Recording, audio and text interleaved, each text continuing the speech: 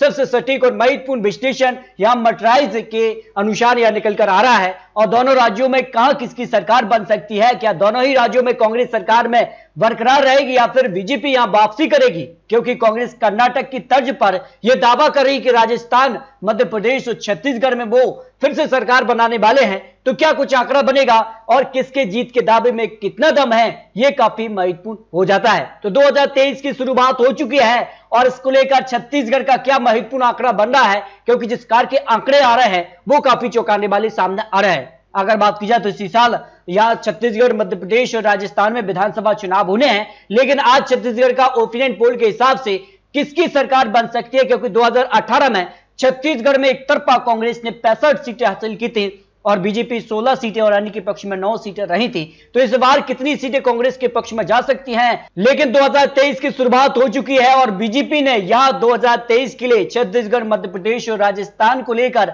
यहां पर जो रणनीति तैयार की है वो काफी चौंकाने वाले सामने आ रही है। तो छत्तीसगढ़ की 90 सीटों का क्या ओपिनियन पोल हो सकता है, इस पर कुछ महत्वपूर्ण आंकड़े सामने आ रहे हैं और बेहद ही चौंकाने वाले आंकड़े यहां निकलकर सामने आ रहे हैं। तो छत्तीसगढ़ में अगर बात की जाए तो केंद्र सरकार का कामकाज कैसा रहा है छत्तीसगढ़ के जो लोगों का कहना है, जिसमें मटराइज का ओपिनियन पोल सामने आ रहे थे कि बहुत अच्छा कहने वाले 38% लोग हैं, संतोषजनक कहने वाले 44% और बेहद खराब कहने वाले 18% लोग आ जाते हैं छत्तीसगढ़ को लेकर जो महत्वपूर्ण आंकड़ा बन रहा है। तो छत्तीसगढ़ को लेकर अगला सवाल है, क्या विधानसभा चुनाव में मोदी यहां गेम चेंजर के रूप में साबित हो सकते हैं, क्योंकि जिस प्रकार से यहां चुनाव यानी वोटिंग के ठीक पहले बड़ी बड़ी जिस प्रकार के रोड शो देखने को मिलते हैं तो उसका कितना फायदा मिल सकता है। देखिए, बहुत ज्यादा कहने वाले 38% लोग आ जाते हैं, थोड़ा कहने वाले 23% और कोई प्रभाव नहीं होगा 39% लोगों का मानना है, जो मटराइज के अनुसार जो जानकारी निकलकर आ रही है। अब बात की जाए ओपिनियन पोल के हिसाब से 90 सीटों का जो गणित है उस हिसाब से